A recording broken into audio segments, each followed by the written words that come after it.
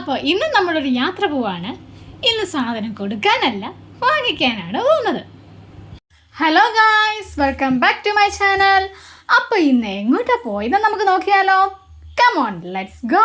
ഇന്ന് നമ്മൾ പോയത് പ്രവീൺ ചേട്ടൻ്റെ വീട്ടിലേക്കാണ്.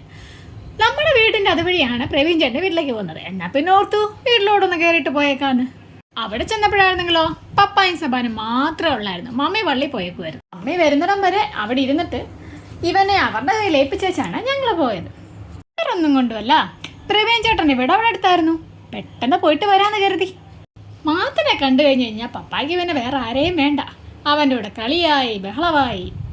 അവിടെ ചെന്നപ്പോൾ ആൻറ്റി മാത്രമേ ഉള്ളായിരുന്നു. ചേട്ടനും ചേച്ചിയൊന്നും അവിടെ ഇല്ലായിരുന്നു. അതുകൊണ്ട് അവരെ കാണാൻ പറ്റിയില്ല. പിന്നെ പെട്ടെന്ന് സാധനങ്ങളൊക്കെ വാങ്ങിച്ച് ഞങ്ങളിങ്ങി പോന്നു. വേറൊന്നും കൊണ്ടുമല്ല, പുത്രനെ ഇവിടെ ഏൽപ്പിച്ചല്ലേ പോകുന്നത്.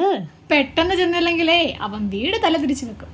അങ്ങനെ തിരിച്ചു ചെന്ന് അവനെ എടുത്ത് ഞങ്ങളിങ്ങി പോന്നു.